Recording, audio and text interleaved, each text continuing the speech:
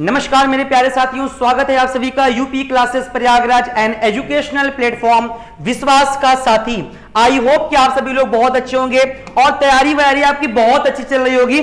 किंतु उसके अलावा आज आप देख रहे होंगे कि हमारे भारत में एक ऐसी घटना साबित हुई है जिसमें यह देखने को मिला है कि सूर्य के चारों ओर छल्ला। क्या ये आज पहली बार देखने को मिला है या इसके पहले भी ये घटना देखने को मिली है? जैसा कि आपने थंबनेल में देखा होगा कि इसका कारण क्या है। क्या ये ज्योग्राफिकल कारण है, क्या ये भौगोलिक कारण है, या ये कुछ कुदरती है, या अफवाह है, या अपशकुन है? क्या हो सकता है? आपको सामने दिख रहा होगा ये सूर्य और सूर्य के चारों ओर छल्ले।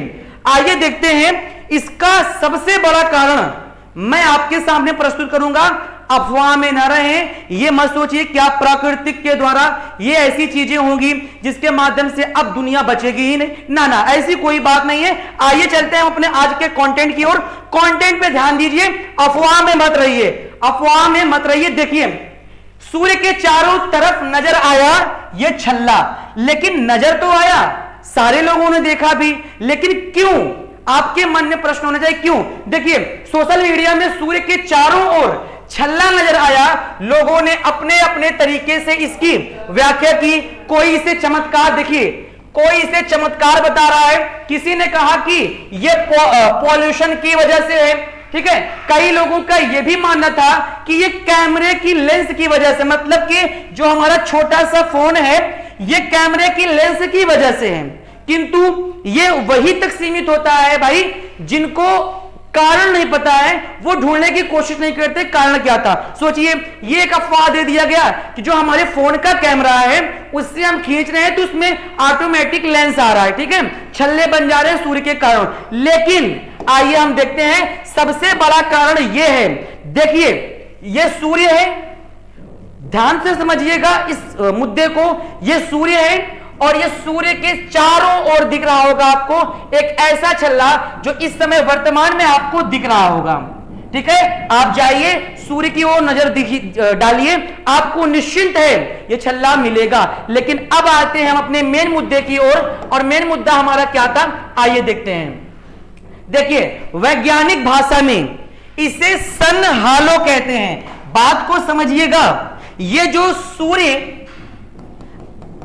के चारों ओर जो छल्ले दिखे हैं, इसे ये साइंटिफिक रीजन में अगर देखा जाए, वैज्ञानिक मत के अनुसार देखा जाए तो इसे सन हालो कहा जाता है।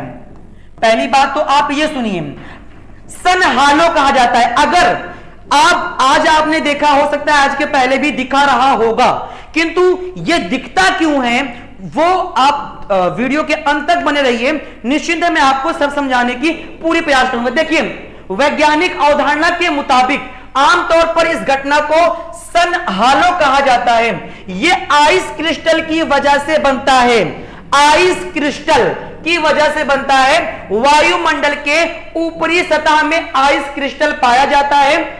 जब यह काफी सघन होता है, बात को समझिए, यह कोई अपशकुन नहीं है, कोई अफवाह नहीं है, ठीक है। यह ज्योग्राफिकल कारण है, एक भौगोलिक कारण है, ठीक है। तो कह रहा है कि जब ये काफी सघन होता है तो सूर्य की किरणें इस पर पड़ने के साथ साथ बिखरती हैं। चूंकि धरती गोलाकार है, इसलिए हमें सूर्य के आसपास छल्ला नजर आता है। कई बार वायुमंडल में ह्यूमिडिटी की वजह से होता है। आइए इस दी गई बात को मैं अपने अनुसार एक सरल शब्दों में प्रस्तुत करने की कोशिश करूंगा। देखिए क्या कह रहा है, वायुमंडल, मानिए आप ये सूर्य हैं, ठीक है, सूर्य हैं, ठीक है। आपको पता होना चाहिए, देखिए सूर्य और सूर्य के सामने जो छल्ला दिखा, अब देखते हैं हम डायग्राम के माध्यम से हमारा डायग्राम क्या बता रहा है। ध्यान दीजिएगा, ये डायग्राम आपको बहुत कुछ सिखा के जाएगा, आप अफवाह में मत रहिए। पहली बात तो देखिए, ये आपके सामने वायुमंडल दिख रहा है, ठीक है, exosphere, thermosphere, mesosphere, stratosphere and troposphere. ये वायुमंडल की आपके सामने 5 परतें दिख रही होंगी। लेकिन आप जरा ऊपरी परतों की ओर जरा नजर तो डालिए, ये पॉइंट क्या रहा है। देखिए आपके सामने चंद्रमा दिख रहा है, दिख रहा है कि नहीं दिख रहा है? तो इसी प्रकार से जब रात में चंद्रमा आसमान में चमक रहा है तो उसी प्रकार से यही चंद्रमा सुबह के समय हमें रोशनी देता है, किरण देता है। अब बात को समझिएगा, अभी क्या बताया गया था पिछली स्लाइड में? यह बताया गया कि वायुमंडल के ऊपरी परत में क्रिस्टल आइस पाया जाता है।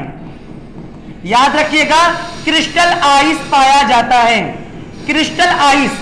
अब देखिए, ये जो क्रिस्टल आइस की बात हो रही है, जब वायुमंडल की ऊपरी परत में यह क्रिस्टल आइस पाया जाता है तो सूर्य की किरण जब इस पे टकराती है, याद रखिएगा, इस वायुमंडल के ऊपरी सतह पर आइस क्रिस्टल पाने की वजह से जब सूर्य की रोशनी इस आइस क्रिस्टल पर पड़ती है तो सूर्य की रोशनी यूं बिखरती है। जब सूर्य की रोशनी यूं बिखरेगी तो इसी प्रकार से हम कह सकते हैं कि सूर्य के चारों ओर छल्ले दिखाई पड़ते हैं। तो आप भ्रम में न रहिए कि ये क्या कोई अद्भुत था या कोई कुदरती था या प्राकृतिक था। हाँ भाई, प्राकृतिक था, ठीक है, किंतु इसको हम ये नहीं कह सकते ये अब शकुन है, ये वो है, ठीक है। इस दुविधा में आप ना रहें। तो याद रखिएगा, वायुमंडल की ऊपरी परत में आइस क्रिस्टल पाने की वजह से, होने की वजह से, जब सूर्य की किरणें वायुमंडल की पहली परत पर, ऊपरी परत पर पड़ती है तो आइस क्रिस्टल होने की वजह से वो रोशनी रिफ्लेक्ट करके डायरेक्टली सूर्य के चारों ओर एक रिंग बनाता है, एक छल्ला बनाता है। आइए देखते हैं ये स्लाइड क्या कह रहा है। देखिए, ये भी कह रहा है कि बारिश का सूचक भी हो सकता है ये छल्ला। आज जो वर्तमान अप्रैल का महीना चल रहा है भारत में, आप देख रहे होंगे कि मौसम, क्लाइमेट में कितना परिवर्तन हो रहा है। दिन में आपको गर्म और शाम के टाइम आपको ठंड, और कभी कभी यह भी दिख रहा है कि बारिश के मौसम आ रहे हैं, ठीक है, बादल आ रहे हैं। तो इसका एक सबसे बड़ा साइंटिफिक रीजन है, ये क्या है कि बारिश का आना, बारिश का आना एक प्रकार से यह भी साइंटिफिक रीजन बताया जा रहा है।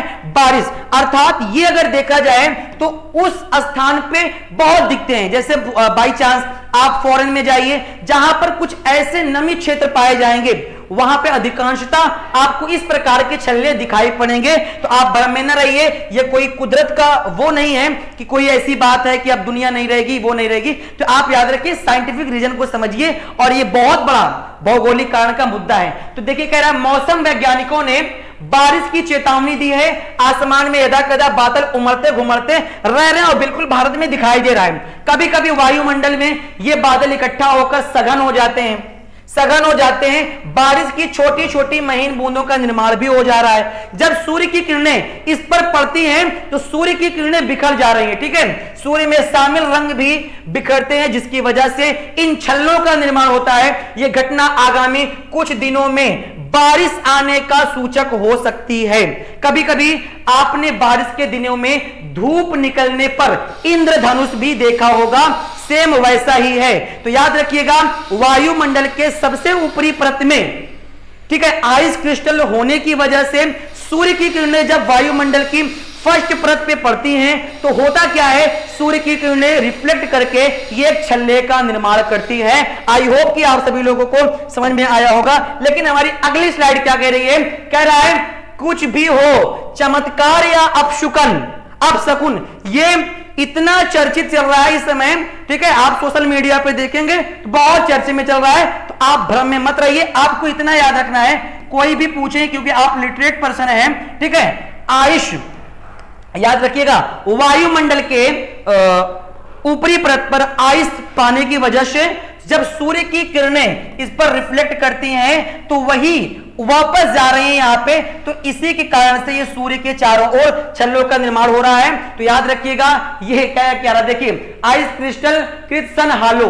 अब याद रखिएगा, जब भी आपको ये सूर्य के चारों ओर छल्ला दिखाई देगा तो माता पिता से कहिएगा ये कुछ ऐसा वैसा फालतू नहीं है, इसी को वैज्ञानिकों ने नाम दिया है सन हालो, ठीक है, सन हालो।